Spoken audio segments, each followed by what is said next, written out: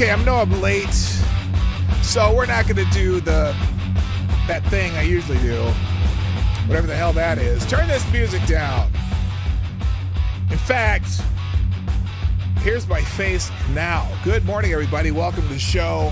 It's Monday, Metal Monday, and being a family temporarily with one vehicle, had to drop Lady Boomer off. Wait, whoa, wait, what the hell is that? That thing I usually Okay, let me hit I gotta mute something here. That is. Turn this music down. That ain't it. How do you turn it off? Turn it off! Oh, it's Twitter. Here's my face now. Yeah, there. Let's get rid of that one. Okay, hi everybody. Welcome to the show. I got just a couple things. This thing popped up just before I was setting up the show, so I thought we'll start with that. And everything else is going to be random today. Just stuff from the internet, rough stuff from Twitter, things trending, whatever. So that's what the show's going to be. Johnny, can you do me a favor? Just stop that music. Thank you. And play the intro. Ladies and gentlemen, coming to you live from the Lucky Dog studio in a hidden location somewhere in the upper Midwest of the United States of America, it's a brother making his own way but with all the wrong opinions. Welcome to the Morning Night Live with your host, the one and only P-Dog Knight. Yes, that would be me. Stop the music. Hello, everybody. Good morning, and welcome to the Morning Night Live. I'm your host, Marty, also known as P-Dog Knight on the internet. Welcome back to the P-Dog Knight channel, or welcome to the P-Dog Knight channel if you are new here. I don't know how many new people are here. Probably not that many, because, that's just doesn't seem to work anymore. But you know what? Those of you who are here, I am happy you're here, of course, because you're the reason I do the show. Oh! But there's a new name over on Rumble, so we'll get to that. We're going to say hi to everybody, and then we're going to get into it. First in chat over on Rumble, by the way, is our good friend, Avocados Diabli, who gets the bell. Thank you for joining us this morning. Also, good morning, Mike Savage, Blarg, Jimmy Das Hotep, and the new name that I don't know that I've seen before, but it's probably been here once or twice. That would be Phantom Dog Fart.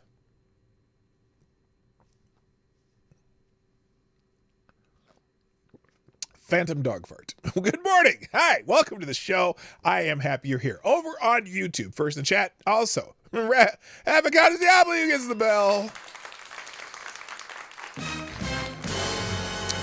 And good morning to Somnambule Nation, Tyler F., Mike Savage, Blarg, Simon Wolfwood, my favorite Canadian Jaeger pony, Tyrannus, Alexandrius, the Invictus Lich. Good morning. Also, good morning to those ain't real, dude.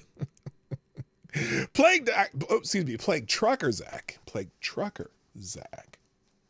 Wait, everyone check the boomer square in your bingo card. What are we checking the boomer? What's the boomer square for? I don't know. Did I say Twitter? I haven't said Twitter yet, did I? Anyway, good morning. Also to, well, that's everybody. That's everybody on that particular platform. That's everyone on YouTube so far, which isn't very many. What's going on here? Is it because I didn't start the show and I didn't get to because I had to take Lady Boomer to work this morning because she's not comfortable driving a car because her brakes are squeaking, and I'm going to change out all her brakes on Wednesday when the parts show up. But until then, it's going to be me doing this. What's going on over there? Oh, I see. This is way behind. And also, welcome to anyone who, perchance, would be watching on X. Yes, X, formerly known as Twitter. Now, I don't know what prompted this over the weekend, but I started seeing the tweets, right? I started seeing the tweets. People going, oh, that's weird. Why are you going to change the name? Let's do this and that, blah, blah, blah, blah, blah.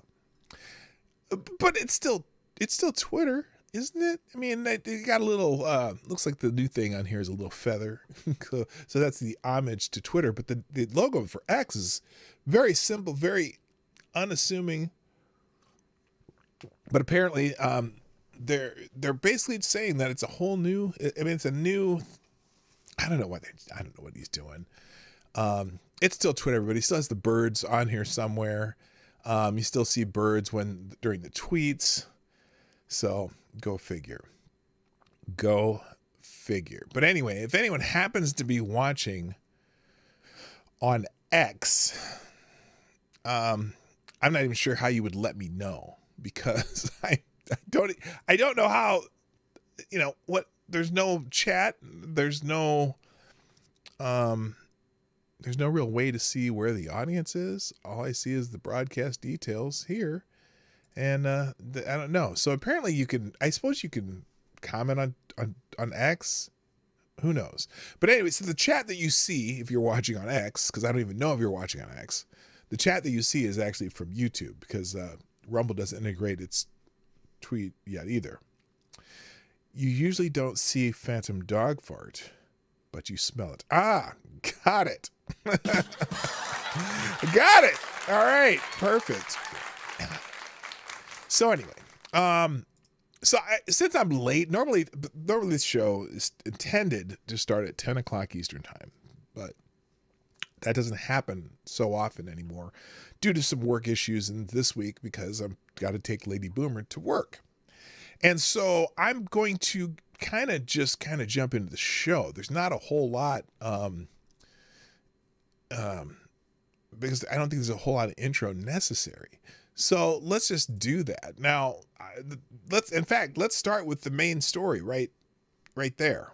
Okay, let's start with that story, because this is kind of breaking news, I guess. Because apparently there's going to be some testimony. I don't know where. Devin Archer is going to testify.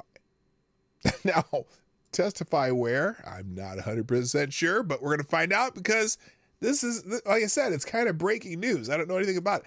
Anyway, Hunter Biden put then Vice President Dad Joe on the phone with business associates at least 24 times, according to ex-partner Devin Archer, who is going to be testifying.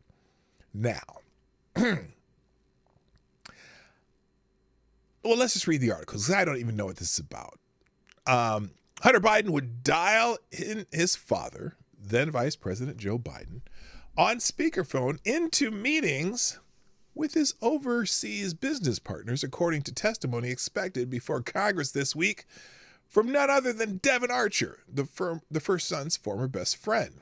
Archer, 48, is facing jail for his role in a $600 million bond fraud scheme or something, and is scheduled to testify to the House Oversight Committee about meetings he witnessed that were attended by Joe Biden. Now, why would this be important? Why would this be important? Well, because Joe Biden, while he was campaigning, repeatedly said that he had nothing to do with his son's businesses. He didn't know anything about his son's business. He didn't meet with didn't know any of the people that his son worked with. His son was the smartest guy he knows. And despite the fact that he was freebasing Parmesan cheese.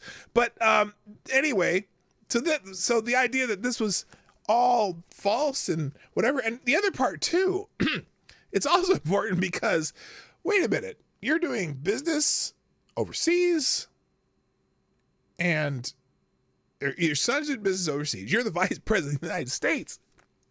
And your son's using you to influence people in the other places, high places. Now I get it if you happen to be you're already in a business and you're the son of the vice president, but you're already in a business and you're just doing business on normal things, right? But it's like this guy, Mr. Hunter Biden, seemed to drum up business while on trips with the former vice president, and on the vice president's jet.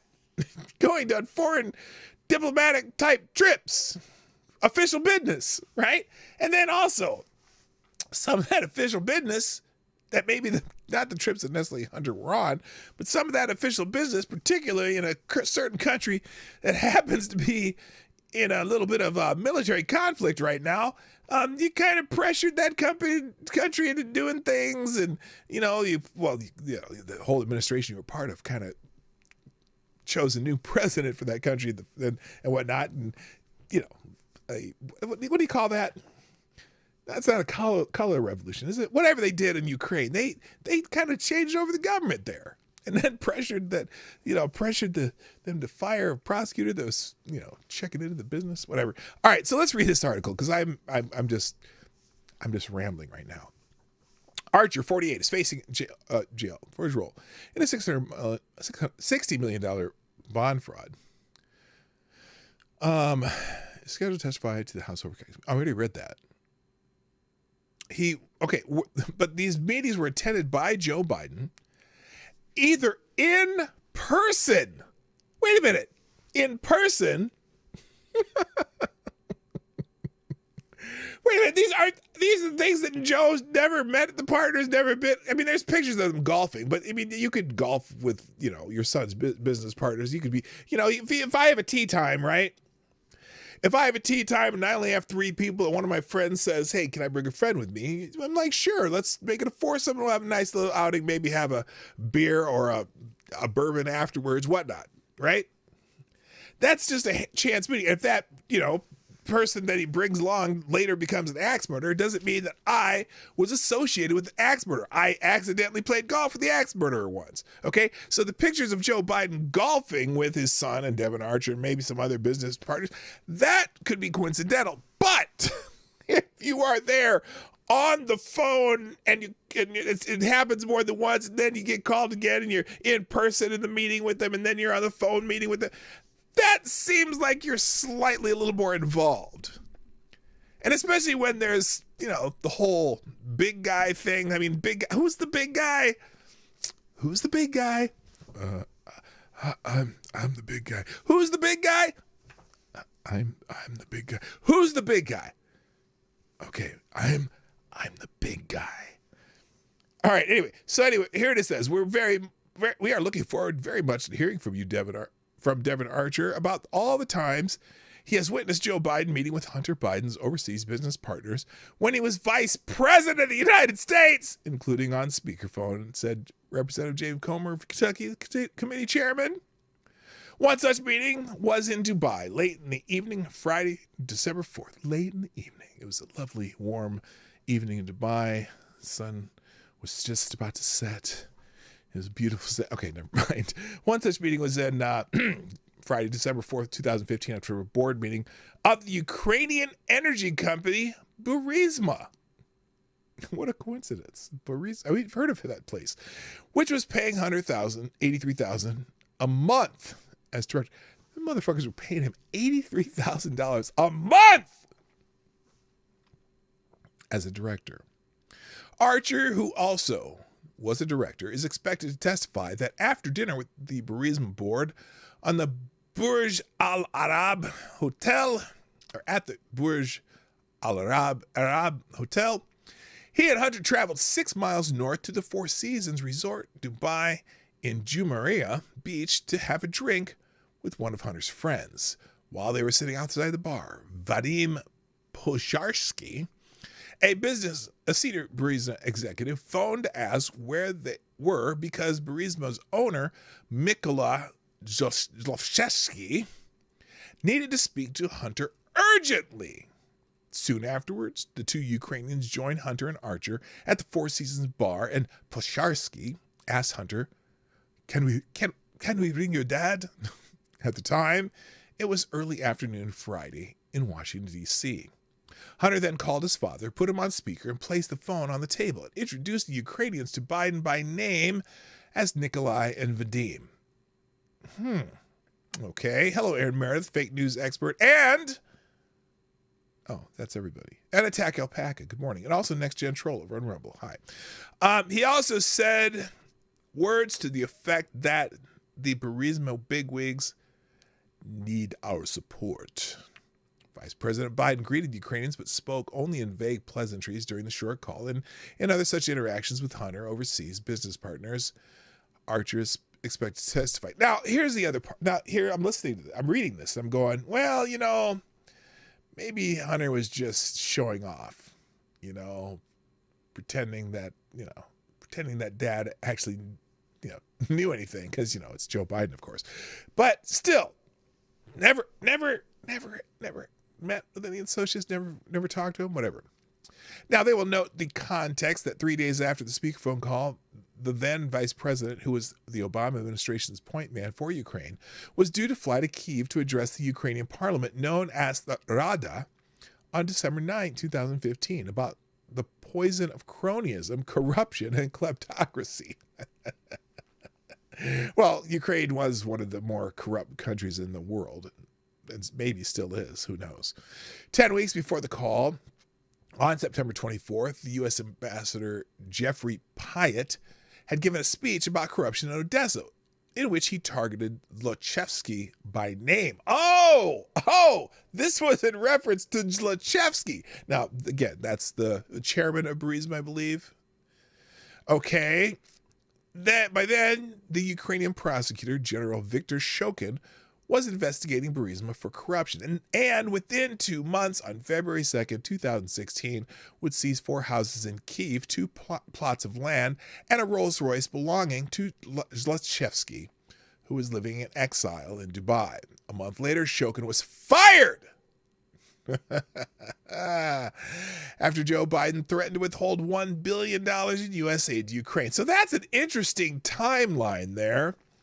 Now, she goes more on and on into this because there's more calls that she documents here. But this is getting a little interesting now, isn't it? Isn't it getting fascinating how all this seems to be I don't know what the word. What's the word? It's all coming together, I guess. And it's all, it's now look, I don't think that the New York Post is reporting on this because they're part of the plot, so to speak. Because I'm fully convinced that that the Democrats don't want Joe Biden to run again. I'm convinced of that. And I've said that since he was elected, that they do not want him running for 2 terms. They cannot afford to attempt to prop him up during election season. Now they're trying with all the Bidenomics voodoo that they're trying to, tell you about. But I don't think that that's their major interest to have Joe Biden run for president again. And it's damn sure they do not want Vice President Harris to become President Harris. That would be that. I don't know. This is tricky. This is tricky because, if they did, let's say Biden, remember when Biden was talking about the plan where, well, if I could just get sick and there'd be a reason for me to step down, right? And he wasn't referring to while he was president, but that was a plan when he was with Barack Obama, right? But who says that plan isn't in place now? Remember, a lot of Obama's people are in the White House, right? I mean, some people are referring to this as Obama's 3rd term. And who knows if that's the plan? Joe's health, clearly there's something wrong with him, even though a lot of people like just to say, well, it's just a stutter. Well, yeah, no, stutter doesn't make you blurt out the truths that you're not supposed to, right? So, because he has a habit of blurting things out that just maybe he shouldn't be saying. Okay, like a thing with the ammo last week. Oh yeah, they're giving him these cluster bombs because we're running out of ammo for the 951s or whatever the hell they were, the big shells that they're supposed to have. They're running out of shells, so now they're going to give him cluster bombs. But I'm not. But I'll get in trouble. I'm going to shut up now because I'll get in trouble if I keep talking about that. Yeah, who are you getting in trouble with, Joe? That's the other thing. Every time he says that. Well, I think I've said too much. I'm going to get in trouble. Getting in trouble with who? See, you're not running the show. That's what the problem is. Good morning, Black Hebrew Israelite. That's right. Nice to see you this morning. All right, let's move on to something else. This is this is just kind of wild. And I saw this on the news, was it yesterday morning maybe? This is wild. So this is just, it has nothing to do with politics or anything. It's just something that I saw. In Missouri, 8 people injured after boat crashes into home near Lake of the Ozarks. 8 people have been injured after a boat crashed. Okay, that's the same sentence as the title. The crash took place on Saturday night, causing damage to the home and injuring all 8 people on the boat. Well, they're lucky they're not dead. How do you... Okay. The boat ran aground and struck a home, causing it to overturn, ejecting all 8 passengers. They're lucky they're not dead. They're lucky they're not dead. Holy shit. The 47-year-old driver of the vessel was detained for boating while intoxicated. Oh, you think? Authorities said. The incident report states that all passengers were adults. They were all taken to Lake Regional Hospital in Osage Beach. 6 of them suffered serious injuries, while 2 sustained moderate injuries. The boat was near a 2014 Nortec, and the house it crashed into sustained extensive damage. So I saw this. Okay, hang on. I want to see if we can find the video, because there is actually, there was a news report on this. Let's see. Boat crash, Lake the Ozarks. See if we can find video of this, because this is wild. There's the New York Post. Here's ABC News. Let's do ABC News. I think there's the report here,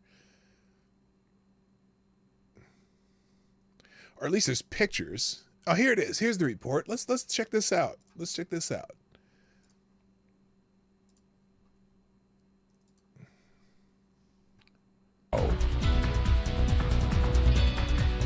The Missouri State Highway Patrol is waiting for the driver of the boat to be released from the hospital before it continues its investigation into a boat that crashed into a house.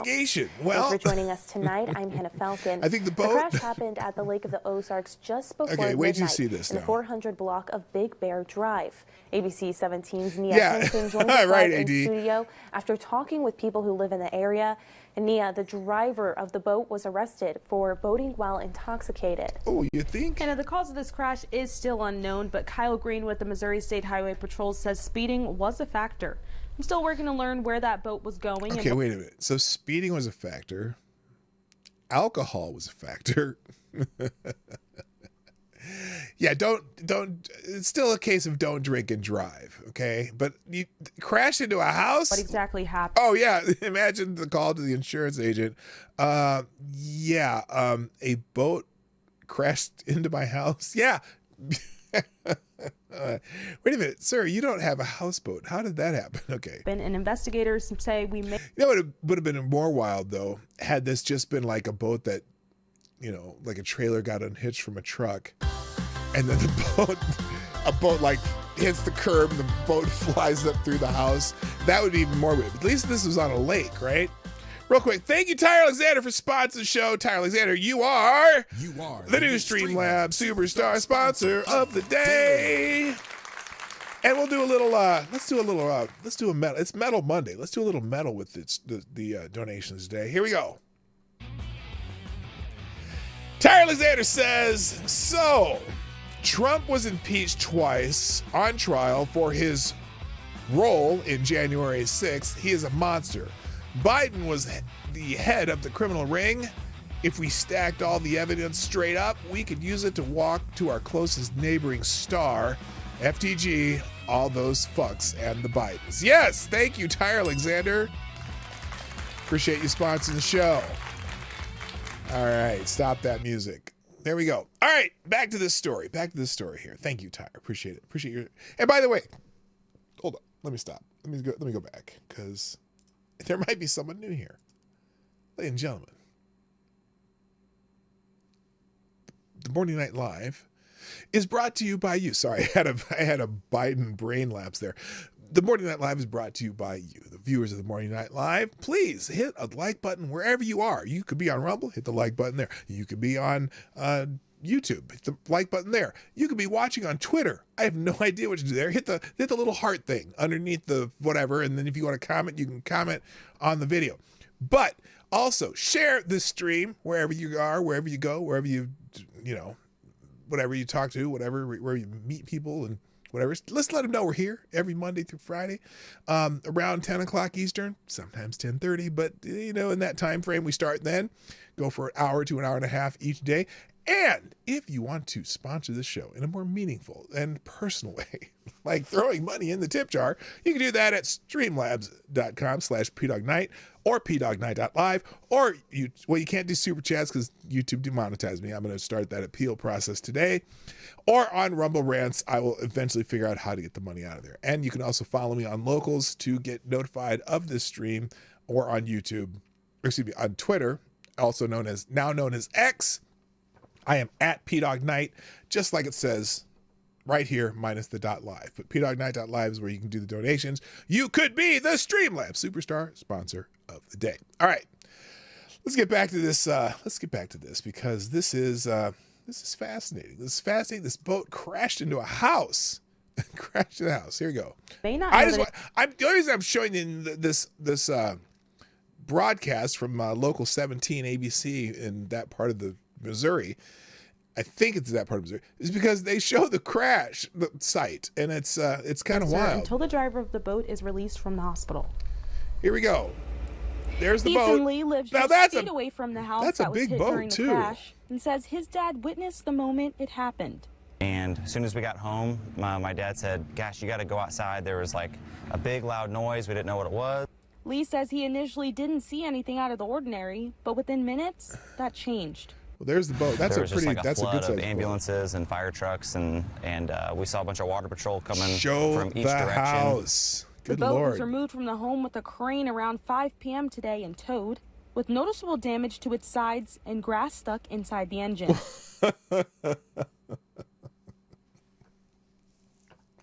Yeah, I would imagine that if a boat hits a house, that some of the boat's going to be damaged too. The driver of the boat, Adam Ramirez, was allegedly speeding when the boat struck the home, overturned, and ejected all 8 people on board. Now, just in that house. Wait, but how did it show where it struck the home? I thought they had pictures of it. Behind me is where that crash happened. I'm told it happened on the side of the house. I'm told that they actually came around this corner over here, if I just pan pretty slowly. They came around this corner, and then I'm told they actually were airlifted into the air. Oh, okay. From the You can see speed the that they were damage in the going, front of and the that's house when there, they but they're not crashed into showing that it. house over there. Travis Coleman with Towboat US says these crashes happen all too often. To say the least. How? We see a lot of these types of groundings, usually on bare points, darker stretches of the lake, that sort of thing. Was this at night? Not really unusual with the enormous increase in boat traffic that we've had. Not unusual. Maybe it's just a Missouri thing, okay? Because I don't hear about boats crashing into houses here in Minnesota, and we've got over 12,000 lakes of square mile or more, and there's boats everywhere. I don't hear about boats crashing into houses in Minnesota. But he's saying, "Oh, this seems not so unusual." I don't know. I don't know what the hell he's talking about. Years. Coleman also said the injuries of the passengers were severe. Well, yeah, they got ejected from the best boat. thing that you can hope for is that you're ejected, because you don't want 15 or 20,000 pounds of boat to come down on top of you. Now, well, that's a good point, I guess. Coleman also tells me. Okay, this is almost silly. Anyway, so don't drink and drive your boat, and don't go too fast, and stay away from the houses, because the houses are on land, you idiot. You drive the boat on water. Good Lord. I'm dumber for even clicking on that. All right, let's find out what's happening in the world. I didn't do this before the show so much, so we're just going to kind of wing it as we go. There is let's see, let's move that to there. I will put the links to these stories in the chat on YouTube and Rumble. They'll be in the descriptions on YouTube and Rumble, and maybe I'll even add them to the tweet thread underneath the show on Twitter. Because again, as I run this show on Twitter, I don't even know if anyone's even watching there. There's no way to know, but we'll see. And this says what, 30 to 32 minutes? Oh, it's because the stream is behind. So, some things trending on Twitter though this morning are things that people are talking about. I see obviously X videos is trending, and that's interesting because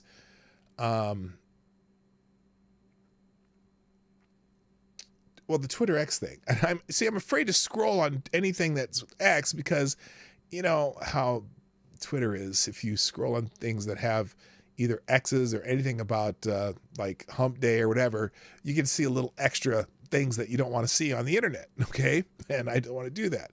But Twitter X is trending. Elon Musk watching X videos on trends. Everyone's saying goodbye to the Twitter bird.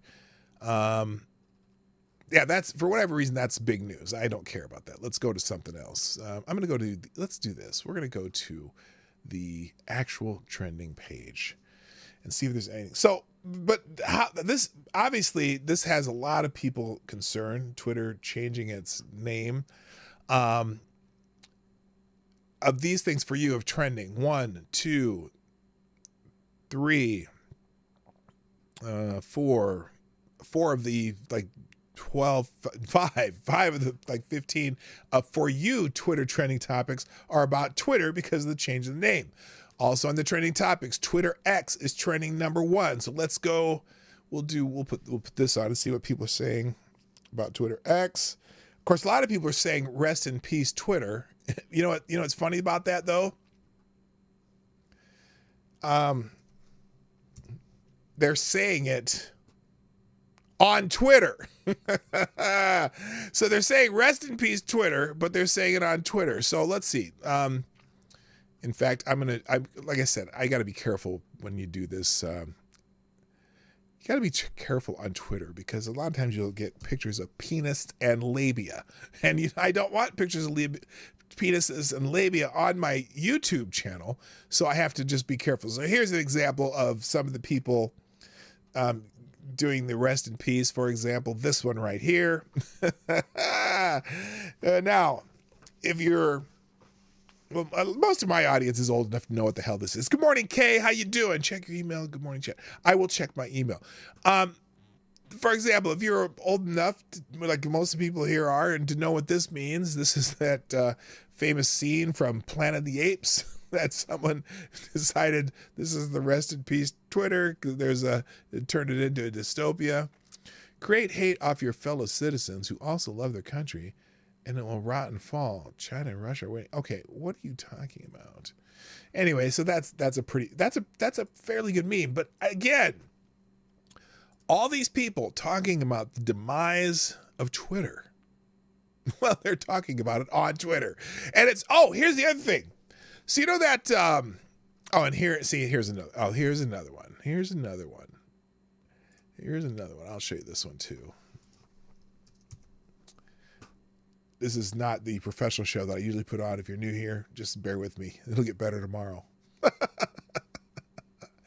So here's another one. Oh, it's rest in peace Twitter, 2006, 2023. Now, again, this is just saying bye-bye Blue Bird. You will be missed. Hashtag Twitter X.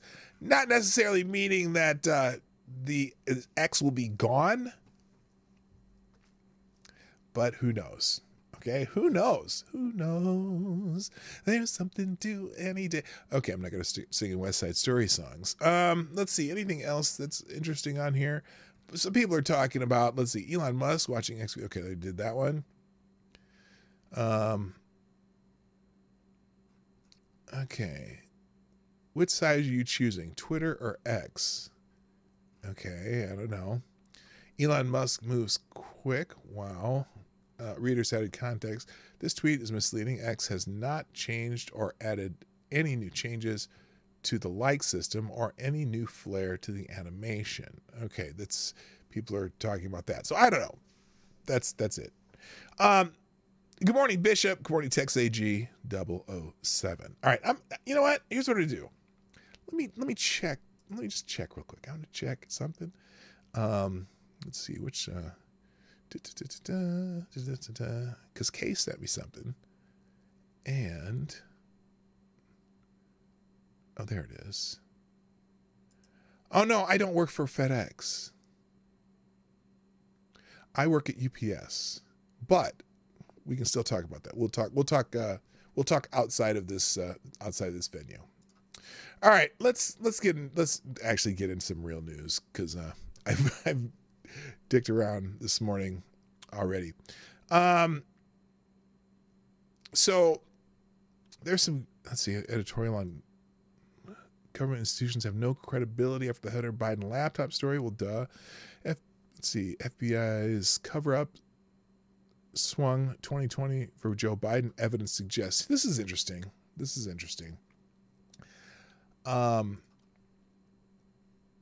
this is in the National Post. I'm not sure. Is that Posobiec who does National Post? I don't know who does that. But, you know, a lot of people are talking about how, oh, free and fair elections. Well, yeah, the election, excuse me. Oh, Phantom Dogfire's Aaron Meredith. Okay, well, hi, Aaron on both sides of the planet. Also, good morning, Cannibalistic Wizard. FBI's Burisma cover-up swung 2020 for Joe Biden, according to evidence suggests. This is in the National Post. The FBI's failure to investigate Joe and Hunter Biden's blatant Ukrainian bribery scheme appears to be prima facie evidence that the taxpayer-funded bureau willfully deceived the American public in order to place the elder Biden in the White House. Well, you know, it's funny. They've known about this stuff. They knew about the laptop. They knew all about all this stuff since 2019. We're just starting to get the information out, and the Congressional Oversight Committee, that's that special committee, is starting to pull all this stuff out of the FBI's ass. And the FBI had it. They must have already ate it, obviously, because we're pulling it out of their ass. This week saw the release of the FD 1023, an unclassified but long-hidden FBI document in which a source described to the agency how Burisma chief executive Mykola Zlochevsky bribed Joe and Hunter Biden with millions of dollars. The Daily Mail summarized the contents best, revealing that Zlochevsky didn't want to pay the Bidens and says he was pushed to pay them. Oh, extortion. Asked whether Hunter and Joe... Now, okay, let's take all this with a grain of salt, because it could have been the other way around. He blackmailed, but then gave money. Who knows? He asked whether Hunter or Joe told him to retain Hunter on the board. Zlochevsky surprised they both did, or replied they both did. The source asked why Burisma didn't just pay some attorney $50,000 to fight Shokin's investigation in Ukraine, to which Zlochevsky replied that he, Burisma, would likely lose the trial because he could not show that Burisma was innocent. Oh, that's that's an interesting way to put it. We could not show that we were actually innocent. Oh, great. When asked, okay, wait a minute. When asked how he would explain suspicious wire transfers, he responded that he did not send any funds directly to the big guy, which CHS understood was a reference to Joe Biden. They just understood that. He added that it would take 10 years to find the records, illicit payments to Biden. In a follow-up call, Zlochevsky boasted that Shokin had been fired. There was no longer an investigation into Burisma, and nobody would find out about his financial dealings with the Bidens. He added that as a backup to his claims, he has many text messages and a total of 17 recordings that show he was coerced to make the payments. Now, I'm going to go back to one prior to that, where Zlochevsky boasted that Shokin had been fired and there was no longer an investigation into Burisma. So there was an investigation into Burisma by this attorney, Shokin. Shokin's fired. The investigation ends? That's interesting. Because say, for example, let's take, what's the Jack Smith? Is that the Jack Smith guy, that's doing all this stuff with prosecuting Donald Trump, right? So let's say a foreign country began bribing Joe Biden, and say through Hunter Biden, not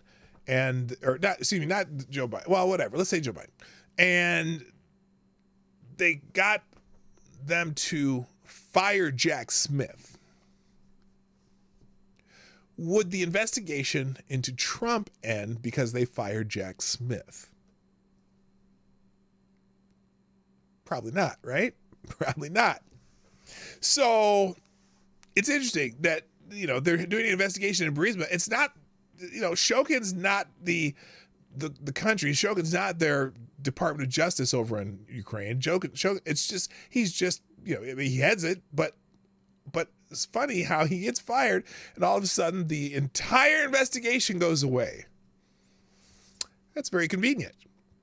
Okay, the investigation mentioned relates directly to then former Vice President Joe Biden's open admission to having used U.S. government loans as leverage by which to have Ukraine's prosecutor investigating Burisma fired. So it's funny because everyone's saying, oh, he was corrupt. They were going to, all these other people, these other world leaders wanted Shokin fired, and all the, Barack Obama wanted Shokin fired. Everyone wanted Shokin fired. But why was the investigation ended? Why was the investigation ended? We're not going to give you the $1 billion. So is that the only thing that little $1 billion shakedown was when they said, we need you to fire Shokin? Well, why? Well, not just to fire Shokin, but you need to stop the investigation into the company that's paying my son and me. That's what I'm thinking. Because just because they wanted Shokin gone, why would the investigation stop? So the FD 1023 was only shown to members of the House Oversight Committee after FBI boss Christopher Wray was issued a subpoena. Senator Chuck Grassley's public release of the document brings it out for the first time, infuriating the FBI, whose failure to investigate the source's allegations now look like the most serious case of election interference in the United States in decade. I can't argue with that. Can you? I cannot. All right. I wanted to, there are a couple things, let's go to some of the videos that I pulled up over the weekend, because there is some humor in some of these. Let me, I'll leave Twitter X there. Oh, and also a conversation that I had on Twitter that was really wild. Okay. Cause I want to kind of hear your thoughts on this. Let me find this. Let's go to my notifications. I got to find this idiot. So, over the weekend, there was a lot of people talking about a story in Nebraska where there was this woman who, let me show you first of all, there's a lot of propagandists on the internet, obviously. And this guy, No Lies with Tyler Cohen, I think his name is. No Lies with Tyler Cohen. He tweeted out this, I don't know what they're going to call. I don't even know what they're going to call these. Are they going to still call them tweets anymore? So he tweeted this out where he says, a Nebraska teenager has been sentenced to jail and charged as a felon after ending her pregnancy with abortion pills. She faces up to 5 years in prison.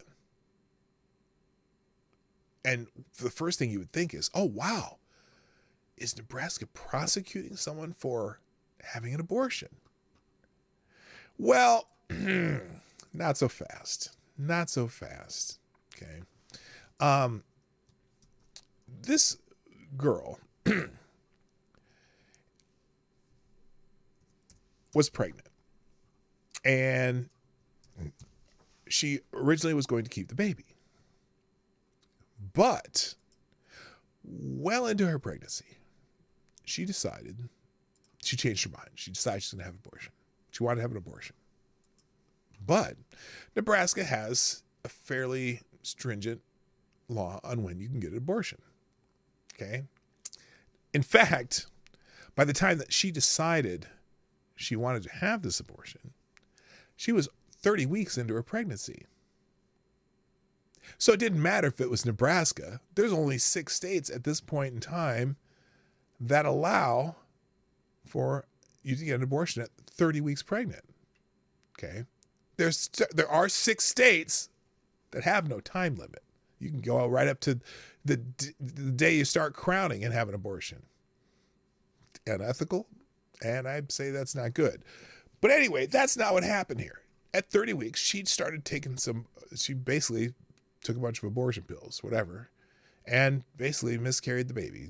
She got the baby. Now, here it is. A Nebraska teenager who used... Now, and then the New York Times spins it as though this has something to do with abortion pills. The Nebraska teenager who used abortion pills to terminate a pregnancy was sentenced on Thursday to 90 days in jail after she pleaded guilty earlier this year to illegally concealing human remains. Wait a minute. She pleaded guilty to illegally concealing human remains. What? Wait, that's not... They're not... So wait, even their first sentence, they try to make it sound like it's because she used the abortion pills to terminate pregnancy. The teenager, Celeste Burgess, 19. It's funny how they will make a teenager 19 when it suits their purpose. Have you ever heard him called Kyle Rittenhouse a teenager? Ever?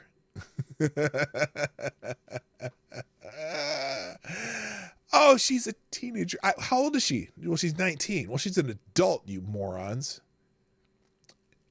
Anyway, the teenager, Celeste Burgess, and her mother, Jessica Burgess, 42, were charged last year after the police obtained their private Facebook messages, which showed them discussing plans to end the pregnancy and burn the evidence. Prosecutors said, oh, she was 17 at the beginning of her third. Yeah. Prosecutors said the mother had ordered abortion pills online and had given them to her daughter on April 2022 when Celeste Burgess was 17 and in the beginning of the third trimester of her pregnancy. The two of them, excuse me, the two of them buried the fetal remains themselves, the police said. Now it's interesting because they forgot the part where they burned the remains and then buried them themselves. Jessica Burgess pleaded guilty in July to violating Nebraska's abortion law.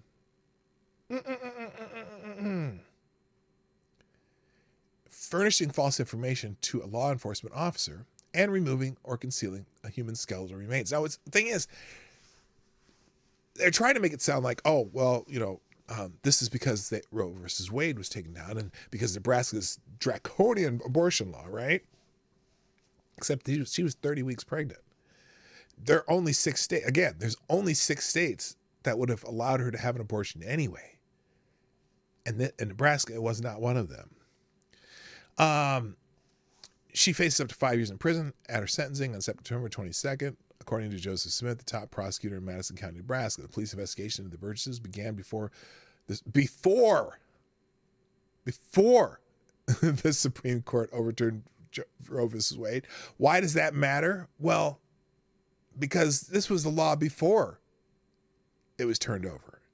And so in fact, almost every state. Only recently have states began saying, like, state of Washington recently made it so you can have an abortion no matter what part of your pregnancy. Well, that wasn't the case before Roe versus Wade was overturned. But the case gained greater attention after the court issued a ruling. Dobbs versus Jackson, versus women's health. Well, why? What does it matter? It was already the law. They didn't, even though Nebraska changed the law or banned abortions after 20 weeks, this was before that law went into place. Oh, no, at the time, Nebraska banned abortion after 20 weeks from conception. In May, Governor Jim Pillen, Republican, signed a 12-week ban of the law. It doesn't matter. It was already the law. So she was breaking the law before Roe versus Wade was overturned. Greer Donnelly, an associate professor of law, University of Pittsburgh School of Law, said in an interview on Thursday that the case was a harbinger of things to come. Wait a minute. You know what? Really? So you expect to have an epidemic of people aborting their children during the third trimester? Is that what you're saying here? As a flurry of Republican states have enacted abortion restrictions and more women in those states have sought abortion pills as a workaround. It wouldn't have mattered.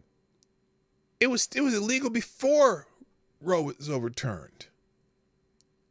So anyway, and then so I get in this conversation with this knucklehead, Because I had said her conviction, because on this tweet, no lie with Brian Tyler Cohen. Well, this is absolutely a lie because he's saying, well, it's lie by omission.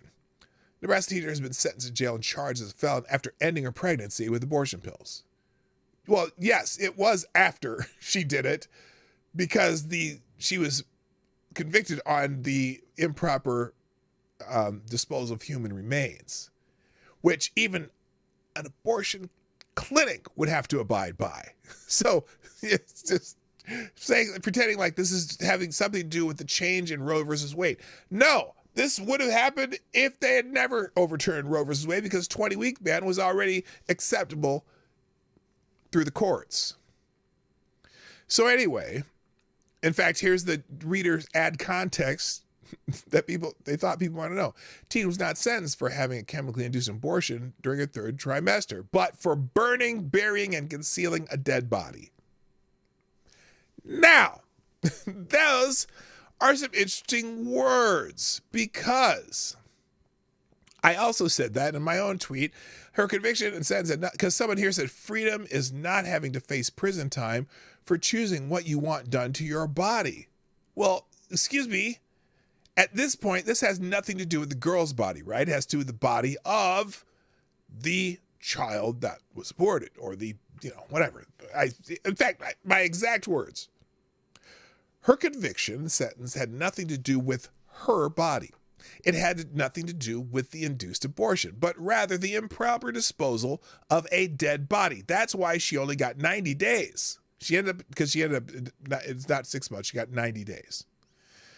So read the story. Brian lied via omission, where this brain dead young person, please do not contact this person or whatever. I don't want you to contact them. I'm just showing you this is just for educational purposes.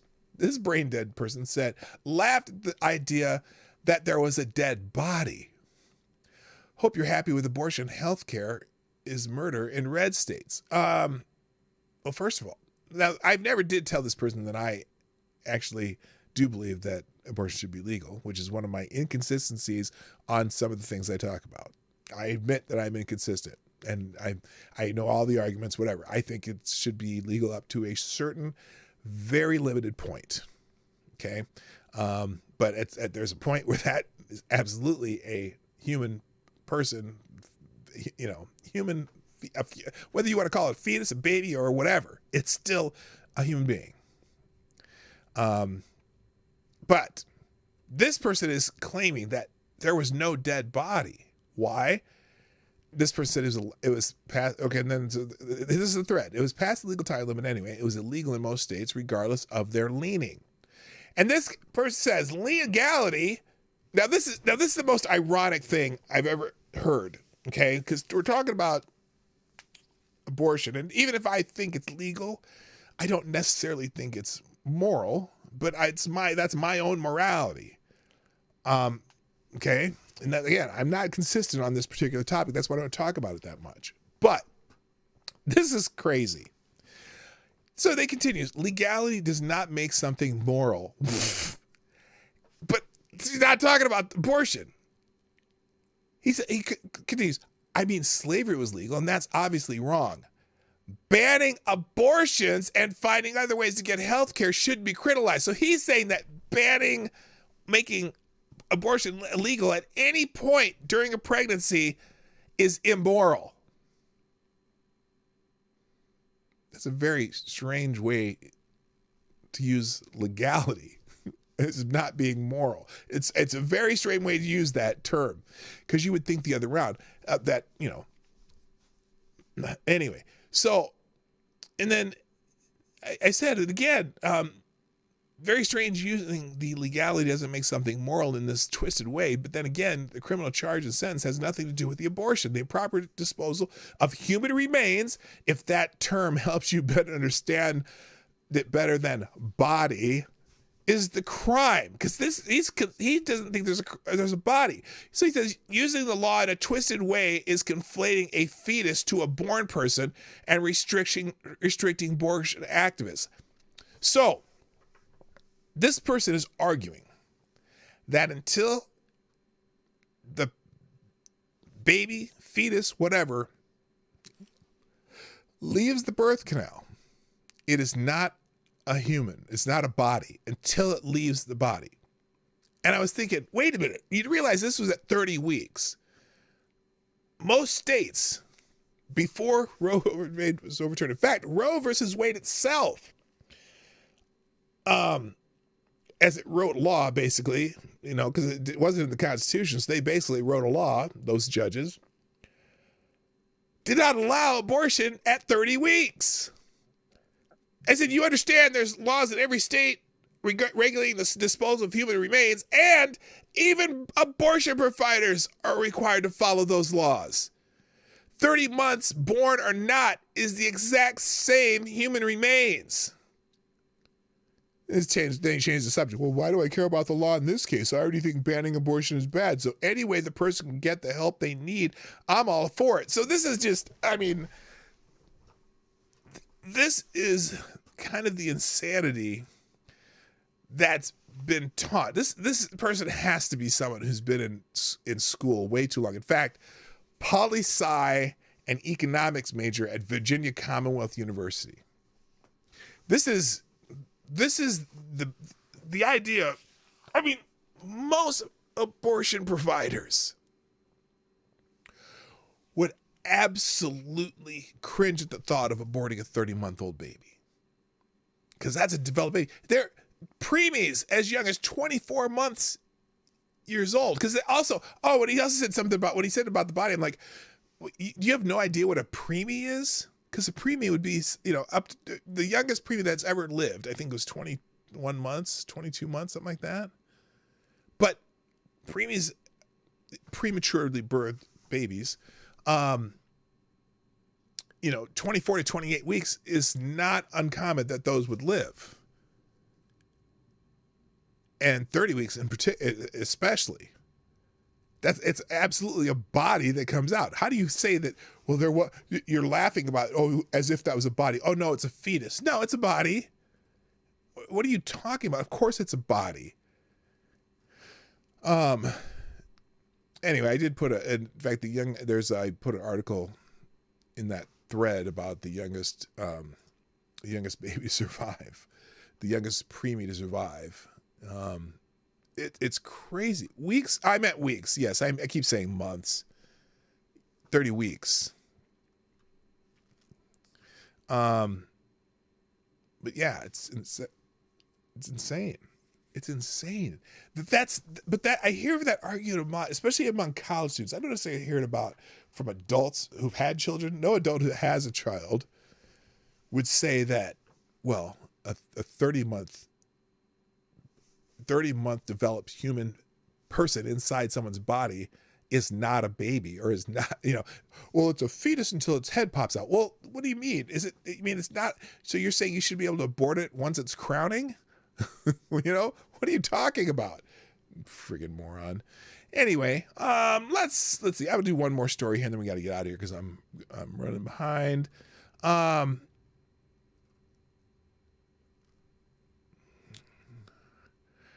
my gosh. Well, this is interesting. Now, there's a LSU professor leaves threatening message for Louisiana state senator after passage of a bill banning child sex changes.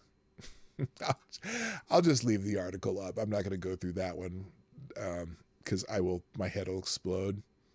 But yeah, there's a professor at Louisiana State University became unhinged over a message he left State Senator Mike Feasy after he had helped a bill that would ban child sex changes throughout the state. Oh, wait, he left a message? Okay, that's it. We're going to finish with this. Let's listen to the message. There's actually a message that he left. So let's go through this and then we'll close it. So here it is. Unhinged. This is a voicemail that was sent to Louisiana State Senator Mike Feasy after he voted to override Governor Bell Edwards' veto on the bill to ban child sex changes, in which LSU professor Marcus Venable calls him a fat fucking piece of shit. Okay, here it is. Let's listen to the message. I just wanted to say congratulations to our state senator, Big Mike Facey, and that fucking moron voted to make things worse for people who are already suffering. You fat fucking piece of shit.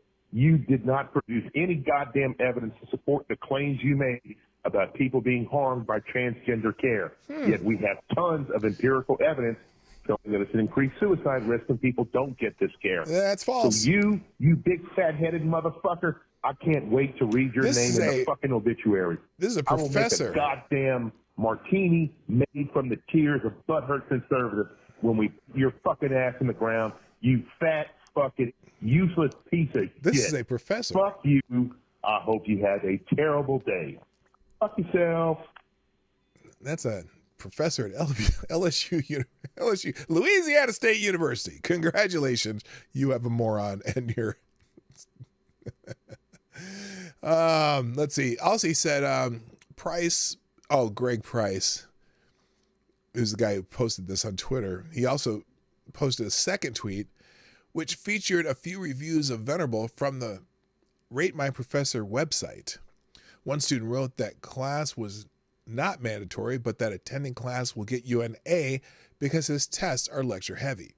It may be an easy class, but Venerable can make you go insane if you internally disagree with his politics. He cusses the entire class as he forces his leftist views or leftist political opinions on you. That's one. Another student wrote, I wouldn't recommend taking this class. The class isn't very hard, but he is very opinionated and pushes his leftist political ideas on the class.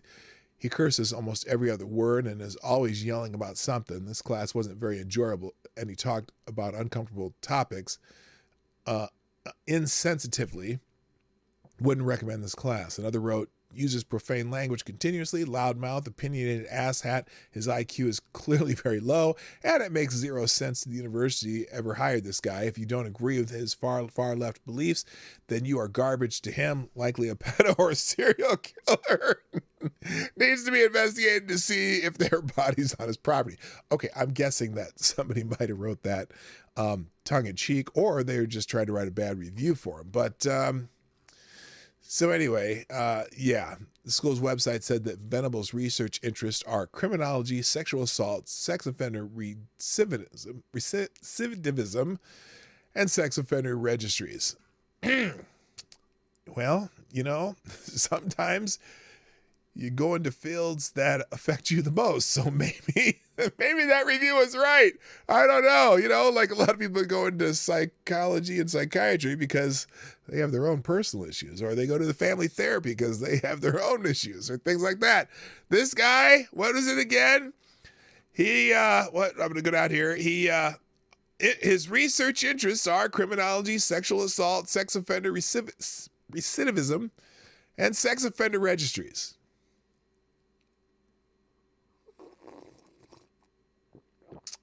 All right. Good morning, Selected Boy, by the way. Yeah, boy. And Trippy Liberty, and Now What Studios, a.k.a. Woo, and Unacceptable Views. Thank you all for joining me. I didn't see you pop in. I have now. You know what?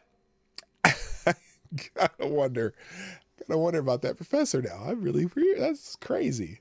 Anyway, so, thank you all for joining me today. Before you click any buttons, don't click yet.